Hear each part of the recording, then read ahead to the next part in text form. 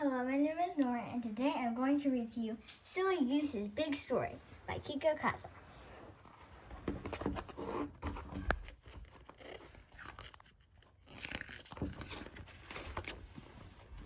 Goose made up great stories. His friends would always beg him, "Tell us a story, Goose."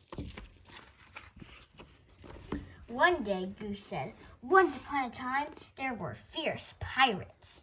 Soon, they were sailing the seven seas together, looking for treasures, and Goose was the captain, the fiercest of all."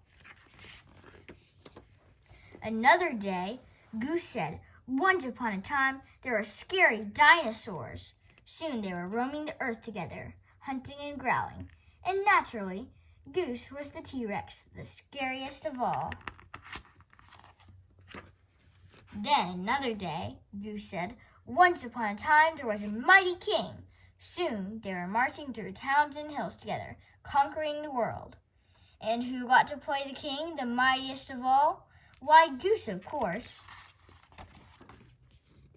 "Wait a minute, Goose," said Beaver. "You always play the hero. Why can't we take turns?" "Yeah," said Porcupine. "I'd like to be the hero sometimes."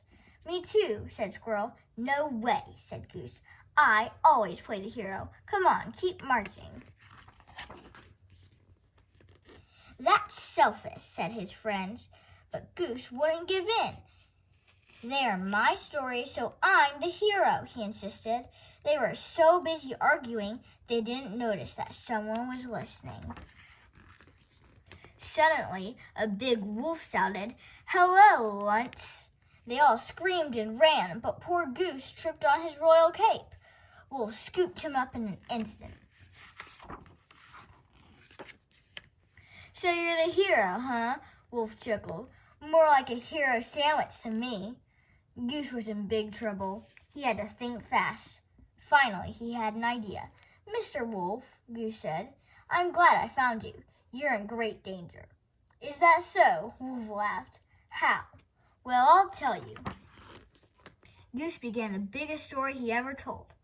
"Once upon a time, there were thousands of happy wolves living on this mountain." "Uh-huh," said Wolf. "Then one day, what's his name?" "Oh, yeah, Wem showed up," said Goose. "Wem? Who's that?" "Oh, Wem is short for wolf-eating monster."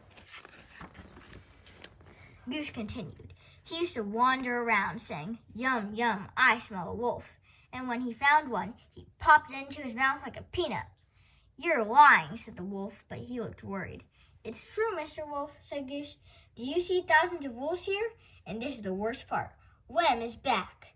Just at that moment, the tree started to shake, and they heard loud footsteps in the distance. "What's that?" said Wolf. Soon, spikes of hair appeared above the treetops. "It couldn't be," said Wolf. Then a deep voice bellowed, "Yum, yum, I smell a wolf." "It's Wem!" cried Wolf. He dropped Goose like a hot potato and took off running. He never looked back. Whew! Goose was relieved, but not for long. Something big was coming his way. It was getting closer and closer. Then, from behind the trees, there came his ferocious-looking friends.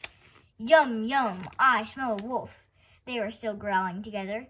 Goose shouted with relief, "Oh, you guys, you're Wem." "Yup, I shook the tree," said Squirrel. "The footsteps were me, slapping my tail," said Beaver. "I was Wem's hair," said Porcupine. "Hey, you know what?" Beaver shouted suddenly. "We finally got to play the heroes." "Play the heroes?" cried Goose. "You are the heroes. You saved me."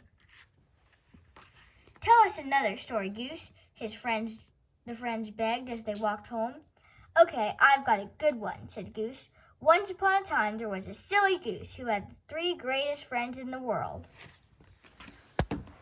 I hope you enjoyed the book, Silly Goose's Big Story. Bye.